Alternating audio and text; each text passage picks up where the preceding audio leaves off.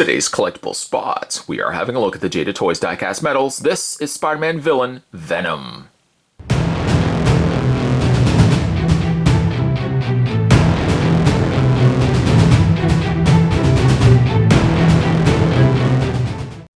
His product code M254 and is 100% metal, like the Spider-Man that we already had a look at.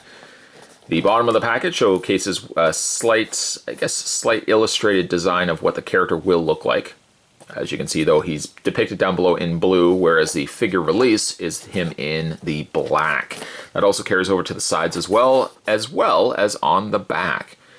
Collect them all. There is a 4-inch classic Spider-Man, Miles Morales Spider-Man, a black suit Spider-Man, a Spider-Gwen, and a 4-inch Spider-Man, which was the one that we already had a look at. Or I should say 4-inch Venom, but the one we haven't looked at was also the 6-inch Ultimate Spider-Man, which I didn't get a chance to pick up, and maybe we will do in a future video.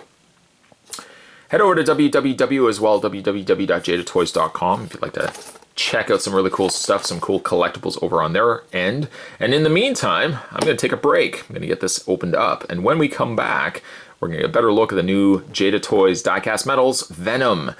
More heading your way, guys. Don't go anywhere. Stay tuned.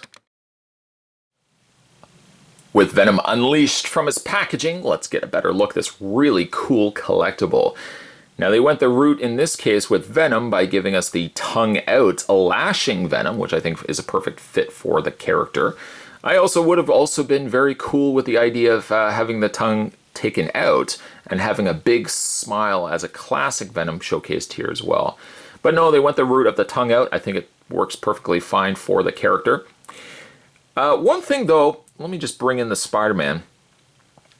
I want to show you the size differencing between the two figures. Venom is bigger, granted, than Spider-Man, but having a look, though, at the 6-inch Ultimate Spider-Man that I didn't pick up, I almost hoped that Venom would have been like an Ultimate Venom that size, because I always liked Venom being a more big brooding character, one that towers over the web crawler. So by making him the 6-inch release, and making the regular Spider-Man a 4-inch release, I think we could have got some really cool size comparisons, which gives us a much bigger Venom. Spider-Man has a more lunging forward, as we've already discussed on his review. Venom, they defaulted just to have one leg slightly forward than the other one, and big gorilla arms for making up his torso. Thinking I could have, or they should have, maybe had something in the way of the Spider-Man here, where you could have had Venom's arms completely forward and him almost lunging down like a beast, I think would have been a nice touch too. One thing, though, in the way of good touches that I do like about the figure, and hopefully the camera is going to pick this up, is that it's not just straight black that they've painted this guy in. It's in fact more like a black glitter. You can see the texture here to the black. Very nice. It adds just a little extra element to it as opposed to just making the Venom completely stark black.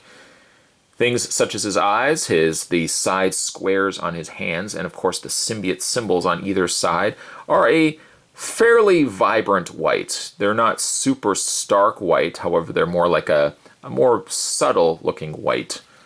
And the undersides of his feet. He doesn't seem to, for the most part he stands well, but I have to kind of get him in the right placement. If I at least just prop him down, sometimes propping him down, he'll topple forward just because there's a lot of extra weight at the top. Yes, like the Spider-Man, the Venom is 100% die-cast metal. This one has no posability to speak of. Some of the other die-cast releases from Jada Toys have had waist swivels, or in some cases even head swivels. The Venom basically is just a staction piece, so all the more reason to get a little bit more creative, I think, with dynamic poses. They did this with so much with the Spider-Man.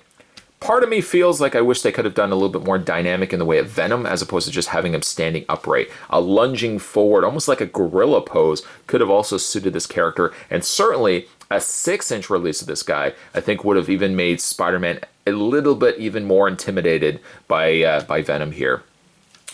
That being said, though, I think as a whole the figure is still good. Of course, Venom, I mean, that's a go-to for me. Spot loves Venom. One of my favorite villains of all time.